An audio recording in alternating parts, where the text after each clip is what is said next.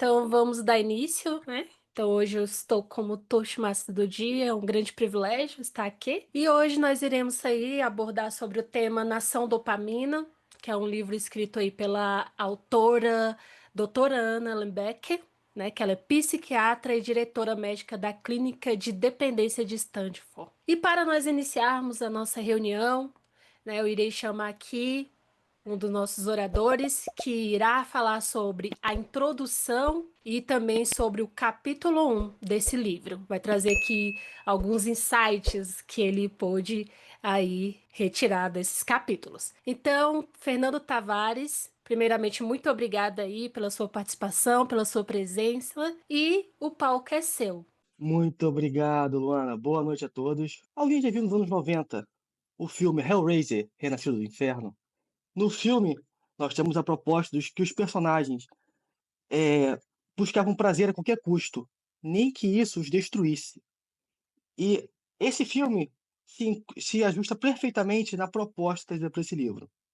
Nós estamos apresentados na introdução, nos primeiros capítulos, ao conceito de que o prazer e o sofrimento são computados na mesma área do cérebro, sendo apenas fatos opostos de informações semelhantes.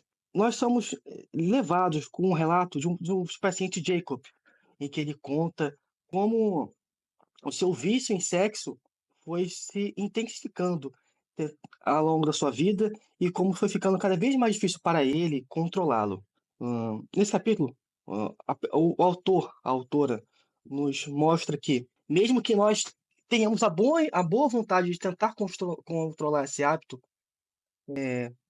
que no seu paciente é extremo, nós também temos pequenos hábitos e prazeres que ficam sujeitos aos mesmos gatilhos, como os apresentados, hábitos de leitura para livros eróticos, ou a compulsão em compras, em que nós não temos o controle do que nós queremos fazer, e esses gatilhos de prazer a qualquer custo podem descontrolar ou desfigurar o controle que nós temos sobre a nossa própria vida. Passa a palavra. Maravilha, obrigada, Fernando, aí pelo seu insight referente aí aos capítulos. É muito interessante também um ponto que ele falou.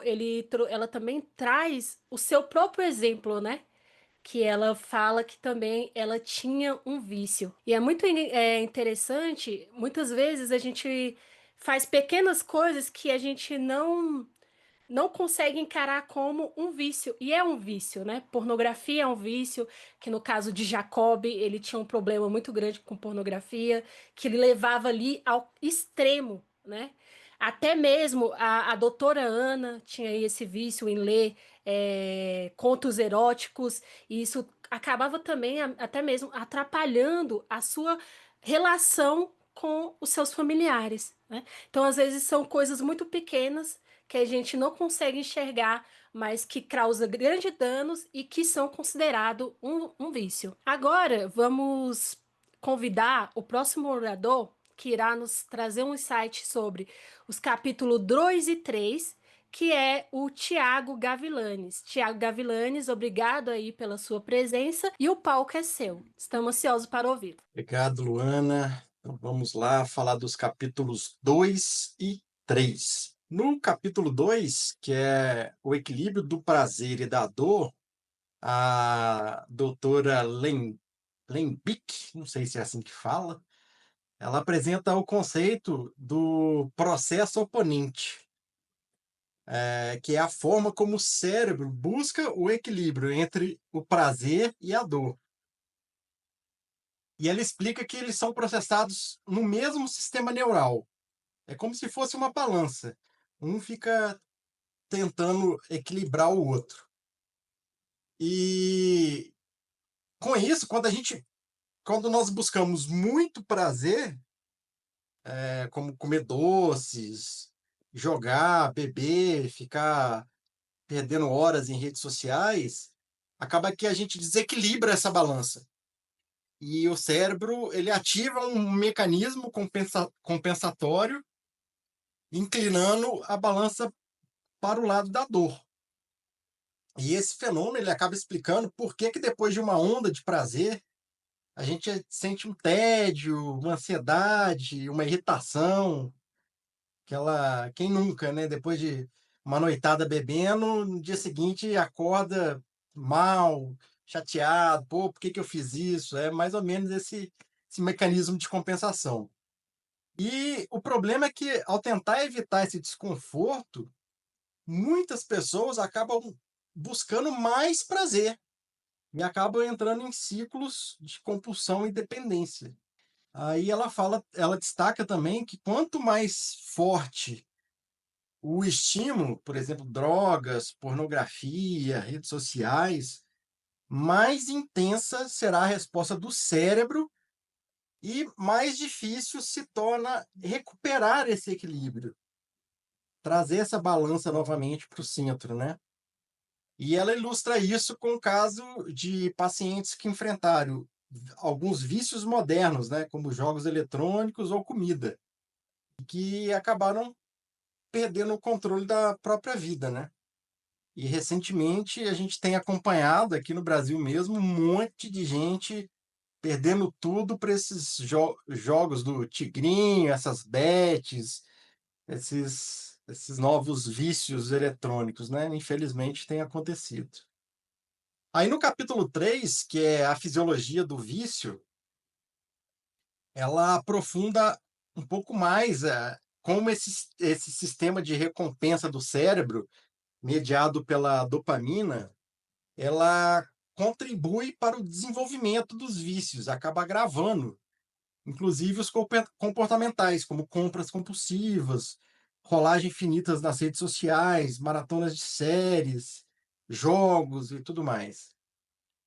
Aí ela explica que toda vez que nós sentimos esse prazer, há um pico de dopamina. E com o uso repetido dos estímulos intensos, o cérebro reduz a produção natural da substância. Aí a pessoa fica cada vez mais dependente desses estímulos para se sentir, digamos, normal, né? E não apenas sentir prazer. Aí antes a dopamina era só para sentir prazer, ela passa a ser uma necessidade para se sentir normal. Aí ela faz uma distinção entre gostar e querer. O cérebro pode continuar querendo um estímulo mesmo quando a pessoa já não gosta mais dele, que é o que caracteriza o vício. E ela mostra também que, apesar de ser um processo neurobiológico, o vício tem tratamento, graças a Deus, mas ele começa com o reconhecimento da compulsão. Se a pessoa não reconhecer, não há o que fazer. E depois do reconhecimento, tem que seguir a redução do estímulo e da reconstrução gradual da sensibilidade ao prazer. Esses foram os capítulos 2 e 3. Volta a palavra para você, Luana. Obrigada, Thiago. Então, excelentes insights, né? Eu gostei bastante desse exemplo aí da balança, né? Algo que a gente, infelizmente, vive correndo aí do sofrimento, né? Então, quando a gente corre do sofrimento, a gente vai lá pro lado do prazer, né? Então, se a gente, o correto que ela fala, né? A gente manter aí essa balança nivelada, né? Manter um equilíbrio do prazer e do sofrimento. Porque não tem como eles trabalham no mesmo lado do cérebro, não tem como fugir, né? Um momento a gente vai sofrer, um momento a gente vai ter prazer. Mas para que a gente não tenha essa dependência química, nós temos que buscar manter aí essa balança nivelada. Então agora eu vou falar um pouco aqui, um resumo aqui do insight do capítulos 4 ao 7, né? Aqui nos capítulos 4 ao 7, inicialmente ela fala sobre um jejum de dopamina. E aqui ela nos traz um exemplo que é da sua paciente Delila. A Delila já é uma menina bem nova e ela é uma jovem que ela é viciada em cannabis. E o seu problema, ela está canalizado todo na sua ansiedade. Então, para a doutora conseguir compreender e também ajudar a Delila, ela começa com uma técnica. E essa técnica, ela chama de dopamine, né? Aí eu vou explicar aqui. Essa técnica dopamine, ela começa com o D, ela começa coletando dados, ela reúne informações ali sobre o consumo. E algo que é interessante aí, que ela notou aí dentro dessa pesquisa do D, é que os viciados, eles têm algo em comum, né? Eles sempre iniciam ali o consumo do produto em determinados horários, que é o início da manhã, né?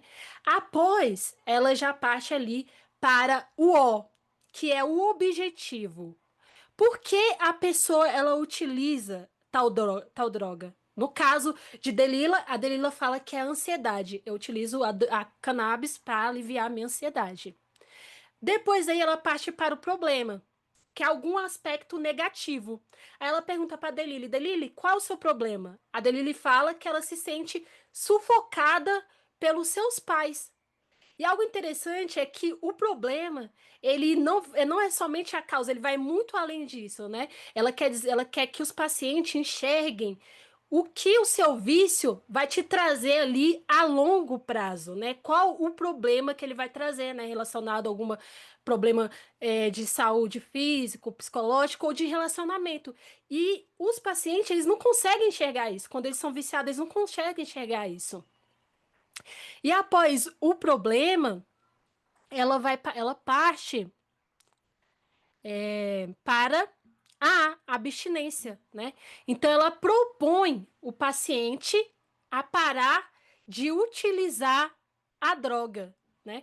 Então ali ela sugere até um prazo de 1 mês, que de acordo com a ciência, o prazo de 1 mês é o prazo que o cérebro ele reutiliza para fazer uma reprogramação.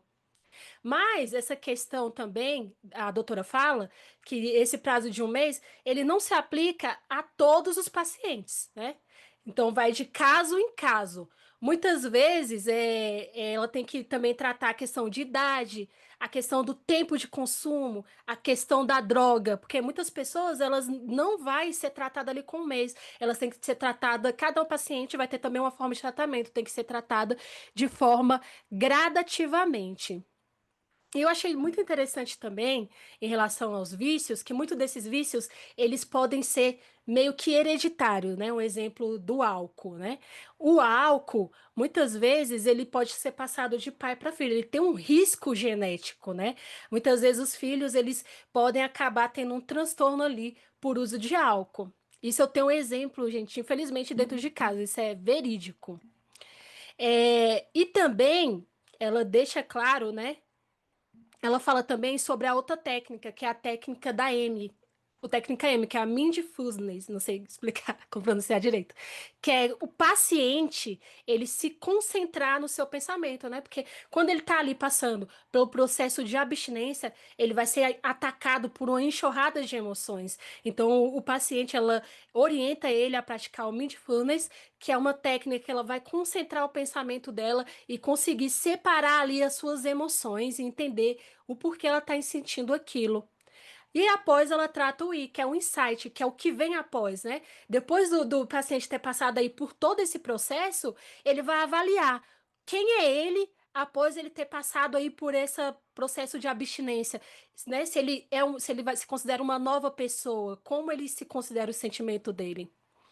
Após o insight, ela trata o N, que são novos passos. Se o paciente vai continuar ou se ele vai parar a droga. E depois é o experimento, né, que é adaptar o paciente aí dentro com o objetivo de ser algo contínuo, né, dentro do tratamento. Esse foi o insight do capítulo 4. No capítulo 5, ela traz novamente o exemplo de Jacob, que é mencionado aí no início, né? O Jacob, após vários anos, infelizmente, ele teve uma recaída e voltou a praticar o seu vício. E nesse capítulo, ela propõe ao Jacob um autocomprometimento, né? E esse autocomprometimento, ela divide ele em 3 partes, que você é o autocomprometimento de espaço, cronológico e categórico. Aí no caso de Jacob, ela fala: se o seu problema está no seu aparelho, então ela fala que ele deve jogar ele fora, né? Não que Jacob estava apenas pegando o aparelho, guardando ali no local longe, mas aquilo ali ainda estava ao seu alcance. Então ela falou: você tem que se livrar dele. Então aí se encaixa o autocomprometimento de espaço. Após, ela fala sobre o autocomprometimento cronológico. Qual o autocomprometimento cronológico? Que é você colocar metas, definir tempos. Aí eu até me coloquei aqui nessa. Eu me inseri dentro desse exemplo, porque eu tenho um vício muito grande de celular. O tempo todo eu quero ver se o meu celular, eu recebi alguma notificação no WhatsApp, se eu recebi uma notificação no LinkedIn. Então, isso muitas vezes, quando eu acesso o celular só para ver isso, eu acabo perdendo muito tempo com outras coisas. Então, isso eu considero um vício. Então, eu comecei a colocar metas para isso não me atrapalhar na minha produtividade, no meu trabalho, que já estava atrapalhando, nos meus estudos. Então, eu coloquei meta. Eu só vou acessar o celular de 2 em 2 horas. E aí, esse é o autocomprometimento de tempo. Então, eu me autocomprometi a estabelecer isso para mim. E também tem o autocomprometimento categórico, né?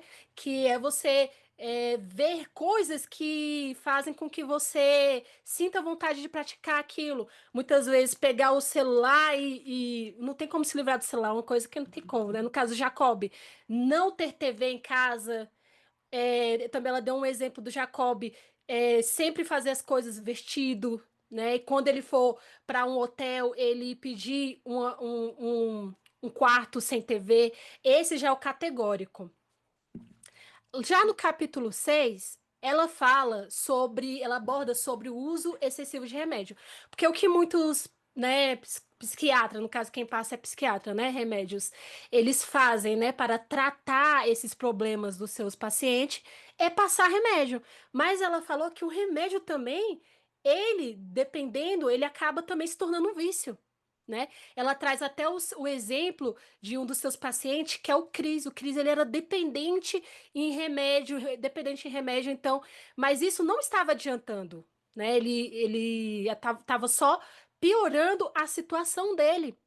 Também ela contou que em determinados pacientes isso acabava os deixando menos emotiva, é como se eles fossem meio robotizados, a pessoa ela não consegue demonstrar emoções. E ela até fala que ela é a favor do psicólogo, psiquiatra, acompanhar o paciente, né, e não a passar tantos remédios. Ela não é a favor dessa questão de medicamentos.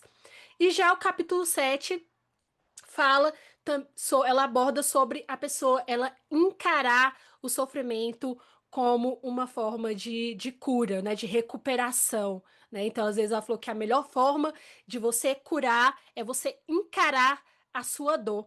E aí ela até traz o exemplo de Michael. Michael, ele tinha um vício em cocaína, então isso já estava atrapalhando ali dentro do seu relacionamento com a sua família. E para que ele pudesse superar isso, ele começou a tomar banhos gelados. E isso causava grande dor. E segundo estudos, quando você sente dor, o seu nível de dopamina ele aumenta, né? Então ele causa ali um efeito muito recompensador. Então, um dos métodos que ela fala que é mais eficaz é você encarar o sofrimento, a sua dor, né? Para que você consiga aí se superar. E é isso, esses são os resumos do 4 ao 7. Aí agora, né, vamos dar continuidade, chamar aqui a Nayá, que ela irá abordar aí o capítulo 8 e 9 e a conclusão. Muito obrigada, Nayá, pela sua participação e o palco é seu. Isso, boa noite a todos e a todas. Como eu já tinha falado, esse livro ele conseguiu ser bem pontual e quem sabe um dia eu conto para vocês a minha história. Vou deixar mais para frente aí. No capítulo 8, ela começa a falar sobre honestidade radical e eu vou falar que me trouxe muito insights em relação a isso, porque ela defende que é muito importante para quem está dentro de um tratamento, é fundamental você dizer a verdade. E por isso que a verdade pode ser um pouquinho trabalhosa, mas é muito importante para exatamente você não continuar, né, nesse comportamento compulsivo que ela vem relatando de várias pessoas, né? E pode ser um antídoto exatamente para o hiperconsumo e essa desconexão, emocional que a gente passa hoje. Então, ela já bota num ponto principal que é a mentira é natural, mas tem um custo. A gente começa às vezes na infância, né, pelos nossos pais, são umas pequenas mentiras que acabam virando grandes, então é muito importante, desde o começo a gente já ter algum tipo de orientação, mas isso nem sempre acontece. E essa honestidade, ela coloca que seria a principal ferramenta para a recuperação, como eu eh, colocando ali alguns exemplos em relação à libertação emocional. E com isso a melhora com os relacionamentos que você tem na sua vida, principalmente, às vezes, uma pessoa que tem ali algum problema com drogas ou álcool, né, e ela dá o exemplo ali se eu não me engano, é da Mary. Bem, são vários, né, personagens, a gente acaba se perdendo ali.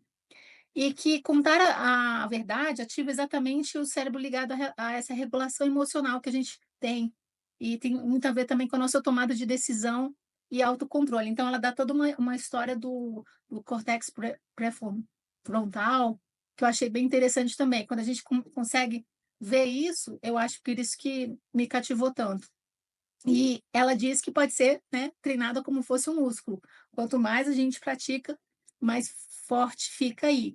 E ela também fala no falso self, que agora eu não lembro exatamente aonde que ela foi, né? Mas que a gente acaba trazendo esse vazio, né? Que você acaba trazendo esse self que não é, que é falso e traz essa desconexão. E as redes sociais podem deixar isso mais enfático com a gente, né? Essa desconexão que a gente vai tendo. E que a vulnerabilidade atrai e a mentira afasta. Então, contar verdades difíceis aproxima as pessoas e cria vínculos mais reais. E eu achei bem legal essa parte, bem interessante. E eu deixo uma pergunta aí para vocês. Quais as áreas da sua vida que você sente que pode praticar mais honestidade radical? Não respondam agora, isso é para o final de domingo, tá bom? E aí a gente vai para o capítulo 9, que, que é exatamente o que ela fala sobre vergonha prosocial. Ela vai numa discussão ali rapidinho sobre o que é vergonha, o que é, o que exatamente é vergonha. Ela faz lá uma, uma separação dos dois. E como é importante, rapidinho que eu me perdi aqui. Como é importante essa vergonha, como a vergonha traz para a gente, para o mundo real. E o que que eu achei interessante sobre isso, que tem um momento que eu acho que ela fala muito da gente ali, sobre a gente como um clube Toastmaster principalmente, que aí eu queria trazer até para a gente, conversar um pouquinho realmente, que é a nossa narrativa verdadeira que é importante aí, né, a história que molda a gente, e como é importante a gente essa vergonha, e ela traz também o AA, né, que é o Alcoólicos Anônimos também, ali como uma maneira que a gente tem de, vamos dizer, passar a vergonha junto, né. Então, muitas vezes a gente está ali no Toastmaster e a gente passa essa vergonha ali junta e como é importante o grupo, ele ajuda isso para trazer um crescimento, principalmente para, às vezes, a gente está num estado de vulnerabilidade, muitas vezes, né, e nos ensina que é muito importante, né, ao ponto final aí que ela fala, que é muito importante a gente fugir, né, de adiar essa gratificação rápida, que a gente sempre sabe que o progresso não é imediato, que é muito importante a gente ir fazendo as coisas, né, e cultivando aí aos poucos, para não ter essa dopamina, né, esse legal, eu estava pensando aqui essa droga que é muito interessante, né. E o que eu gostei no final também, é que ela fala sobre a metáfora da viela do Harry Potter, e é uma coisa que eu quero trazer para minha vida também, e que uma pessoa já falou para mim, que às vezes a gente precisa ver o que a gente já trilhou, e às vezes muitas vezes a gente não vê isso, que é exatamente você dar uma olhada para trás e ver todas aquelas luzes que você já acendeu, chegar no final e ver, né, realmente ali o grande, o que foi desenhado por você.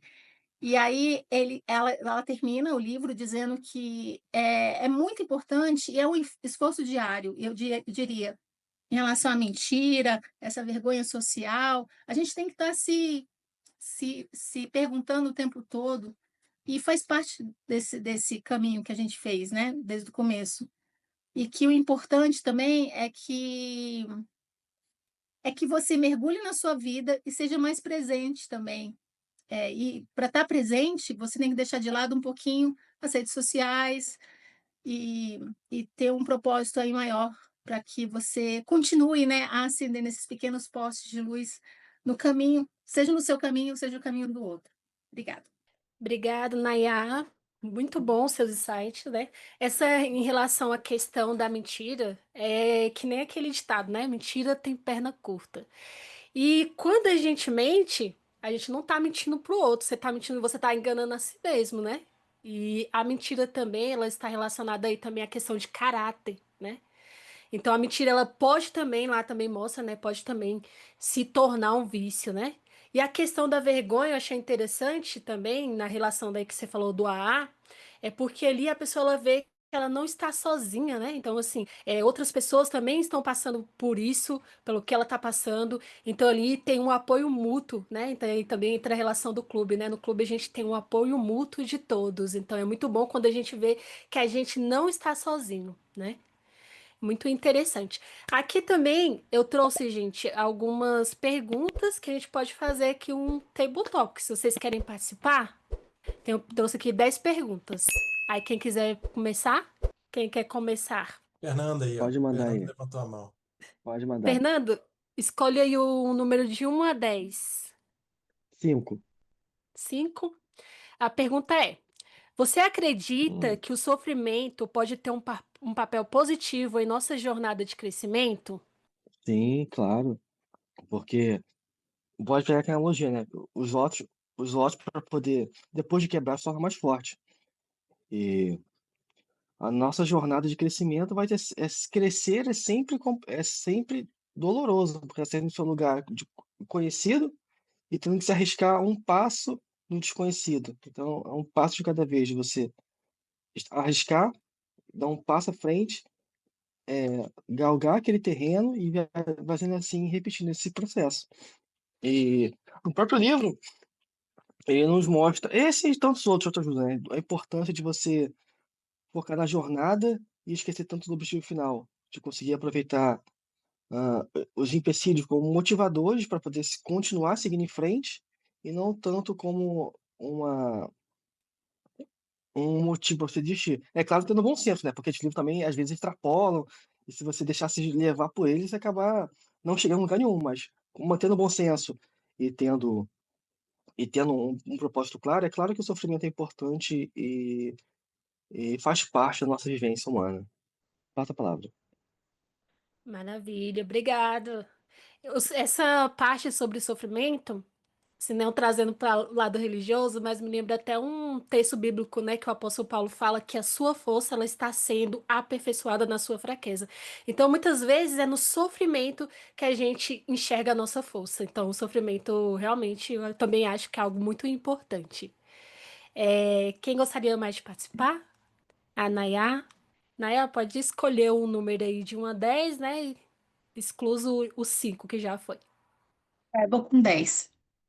10. A pergunta é: que atividade simples ainda te proporciona prazer genuíno sem excesso? E quando a gente gosta muito da coisa, parece que a gente quer ficar repetindo, né. E, assim, eu posso te falar as coisas que eu sou, assim, lendo esse livro a gente começa a ficar bem consciente, né. Por exemplo, maratonar, é fácil, né. Teve uma época que eu sou muito apaixonada por televisão e cinema, só que antes cinema e TV era uma coisa que não era fácil conseguir.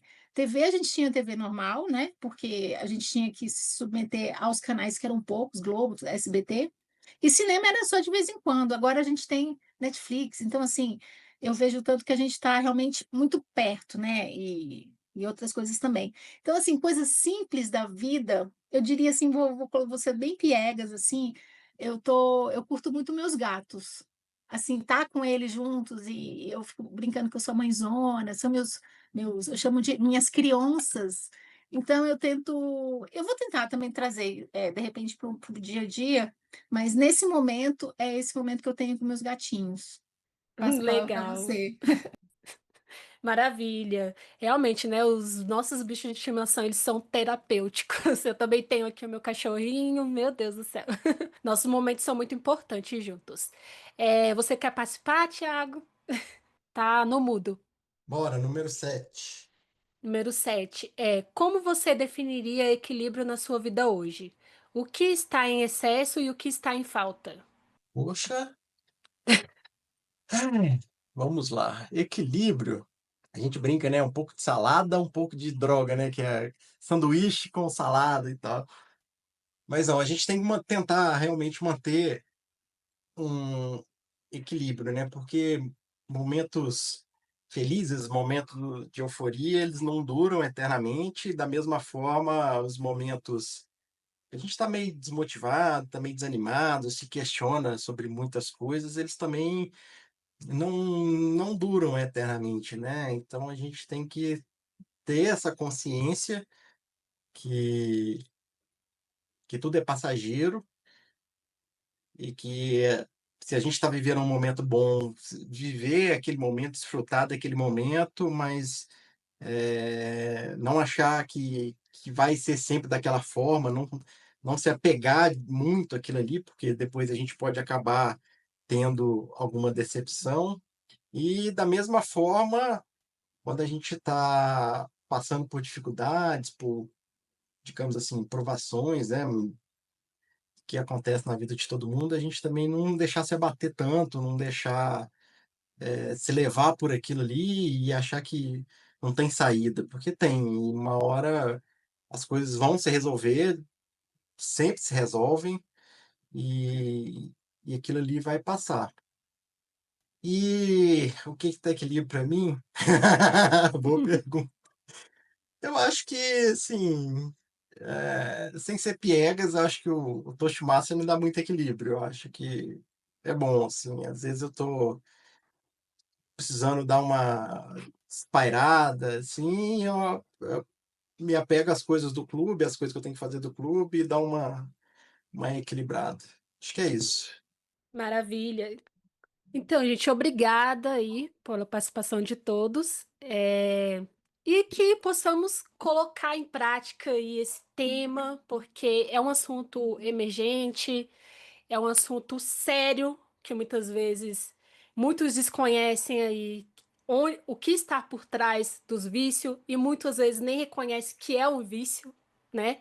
Então, tudo que se torna uma dependência é um vício e tudo que atrapalha no nossos relacionamentos com nossos familiares, né, cônjuges, amigos, é algo que a gente deve procurar ter o controle, o equilíbrio e que nós possamos pôr em prática aí durante a semana, procurar ver o que está sendo um vício atualmente na nossa vida e procurarmos manter aí essa balança equilibrada e, se possível, também ajudar outros em nossa volta, né? Porque, infelizmente, hoje a gente está aí nessa era que muitas pessoas estão com problemas psicológicos, né? Então, a gente procurar dar o apoio. E é isso. Obrigada aí pela participação de todos. Agora, eu quero Ah, saber se está rolando o seu podcast, porque olha, ó, já esse seu microfone tá muito legal. Ai, obrigada. Eu comprei já para me começar, até porque também na trilha que eu tô fazendo tem um podcast, mas eu resolvi mudar. Eu quero partir para a parte de, como é que fala? De uma presença, ter uma presença na mídia. Aí eu comprei isso aí que Ah, vai ajudar legal. também. Não, mas podcast também tá super legal. Hoje eu acho que ficou gostoso. Eu gostei, assim. Maravilha. Luana falando exatamente naquilo que ela gosta. E olha, parabéns, você se dedicou muito. Dá para ver que você leu o livro, estava bem entrosada com o assunto, tá? Parabéns mesmo. Muito obrigada. E foi ótimo falar com vocês aí sobre esse assunto que pena que a gente está aqui, mas que as pessoas vejam, né, esse vídeo e fiquem é. animados em assistir, em ler principalmente o livro. Muito, eu gostei, assim, há muito tempo eu estava assim, tava ficando maçante, né? Mas hoje eu tive foi uma boa surpresa. Eu espero que o Fernando termine de ler o livro. Eu vou voltar pro livro, eu vou voltar lá pro começo, mas eu Ah, eu gostei vou muito. terminar também, que eu só li até o capítulo 3. Você acha que eu li tudo? Na verdade, eu li o 2 e o 3, né? Ah, é. Eu tenho que voltar Eu pra parei no ler. meio do 2 porque eu esqueci. E não, é só ter um. É só ter um. Por isso que é importante ser Toastmaster, que a gente tem que, Tem que ler né, tudo, é. saber Não, ler é um Ele fica tudo. incentivo com o aí, meu com vício. certeza. Eu só escolho ali, ó, Toastmaster. Quem vai ser o Toastmaster? Sou eu. É isso mesmo. Não, eu gostei muito aí. Eu coloquei metas aí, eu falei, gente, né? Eu tenho que tapar do assunto, coloquei metas e graças a Deus consegui. Ah, legal. Nossa, E foi um uma grande coisa ensinamento. que o Tiago falou e que eu também me pego fazendo muito, o Toastmaster é com certeza também um lugar que eu gosto muito, além dos gatinhos, né? Uhum. Toastmaster é aquele lugar que eu vou te falar que eu sou viciada. Não deveria ser, mas traz um equilíbrio também. Assim, eu fico bem satisfeita. E foi legal de saber que o Tiago também tá nessa. Isso é muito bom. E teve uma Sim. parte lá do livro também que fala que, principalmente essas reuniões, né, principalmente o A, ele traz muito que fica parecendo um culto, né? E a gente faz essa brincadeira o tempo todo que Toastmaster é um culto, né? Que é não uma seita, né? Não aceita. Mas faz É, muito sentido Aceita. isso, assim, e na hora que a gente vai lendo, eu não sei se vocês leram até o final, então quando chega nessa parte, lembra da gente aqui, lembra, porque eu acho que tem muito a ver com tudo. Faz sentido, sabe? Eu acho que o livro, ele foi bem, fechou bem legal, assim. Ô, sim. Luana, te dar mais um Hum, desafio, hein? Se fazer eita. um resumo para a gente colocar sexta-feira como dica de leitura lá no LinkedIn. Ah, legal, Maravilha. uma boa. Desafio aceito. Que dia, quinta? Da... a última foi você que fez, não foi, Nayá? Foi o último que eu fiz, o resumo? Não, o último que nós publicamos foi você que fez, não foi? Ou não? Quem foi? Não, não fui eu, não. Foi a Persuasão? Laura, Persuasão. Ah, foi a persuasão. Gisele. Foi a Gisele. Foi o Poder da Ação. O que a gente pode Poder da fazer é Ação? que sempre que a Não. pessoa for Persuasão persuasão, ou persuasão. O hábitos Júpiter atômicos? persuasão. Hábitos A gente Atômicos, isso. Hábitos Persuasão nós não atômicos. chegamos a postar, não. Foi do Hábitos Atômicos. Aí você pode pegar lá como Uhum, referência, faz um texto, não precisa ser muito grande, não, porque a gente não tem muito espaço também no LinkedIn para isso. Se quiser uhum. bolar o card também, fica à vontade. Pode usar a sua criatividade. Aí na sexta-feira a gente publica junto com o link da gravação. A Tá, gente pode maravilha. sempre Pode colocar ser. quem for o Toastmaster faz o resumo, porque aí tem mais sabendo do livro Sim. mesmo. Pode ser Agora, para o uma. próximo encontro, o desafio é grande, hein? Porque o livro É, é grande. Eu tô E até eu o com ele nem, livro é um aqui. desafio. eu Eu nem acho que a gente... consegui esse livro. Porque eu pesquisei na Amazon, só tem ele para vender, tá R$ 309. Caramba! Não, eu comprei ele tem muito tempo e assim, normalmente ele não é um dos livros mais baratos, mas não é, porque ele deve estar em falta no mercado, por isso que tá caro assim lá na Amazon. Tenta É, no naquela estante virtual, que é aquele sebo online. Eu já comprei muito livro lá. eu vou E dar uma olhada assim, então. e muito livro assim novo, eu Eu já no comprei próprio livro Mercado bem Livre também. encapado, que a pessoa encapou o livro com plástico, pra você ter ideia. Então, assim, é massa lá, bem Ah, então eu legal. vou dar uma olhada. Eu acho que a gente pode até pôr um tempo maior, né, pra gente, Ó, aquele porque livro tem que ter um tempo maior. ele é um livro É, grande. Eu Muito acho que assim, denso. a gente pode dar um tempo maior, talvez não junto no primeiro final de semana, mas talvez no segundo ou no terceiro final de Desculpa, semana de julho. eu Tem até caí. dois O que é que encontros vocês para ele. estão falando sobre o livro? Sim, é sobre Do o o próximo próximo, próximo. livro. que ele é um livro grande, aí falando da gente dar um tempo maior para a gente ler ele, que talvez um mês pode ficar Eu, apertado. eu acho ótimo. De repente, a gente pode fazer em dois encontros, não sei. Uhum. E, sei lá, Também. julho, já que julho, a gente faz junho e julho. E aí a gente só começa, né? Vamos dizer, em agosto, o próximo semestre, sei lá. A gente pode ver isso com a Laura. Eu acho uma boa mesmo. Sim, pode ser uma alternativa também, porque realmente é um livro bem Uhum. grande. Mas vai ser massa, porque é um livro que, assim, ele é clássico, né? Ele é muita gente recomenda ele. Eu já comecei, ele é bom, não é ruim não, mas eu Eu comprei ele também e já tô lendo também. Dei uma lidinha só para ver se eu me animo mas aí vou terminar essa aqui agora, vai começar outra. Mas eu já vou falar que eu quero ser Toastmaster do dia. E de repente a gente pode até dividir, né? Pessoa pode ser Toastmaster na primeira no outro, parte, outra na primeira segunda. parte, mas aí eu já vou falar que eu quero, porque eu fiquei bem animada.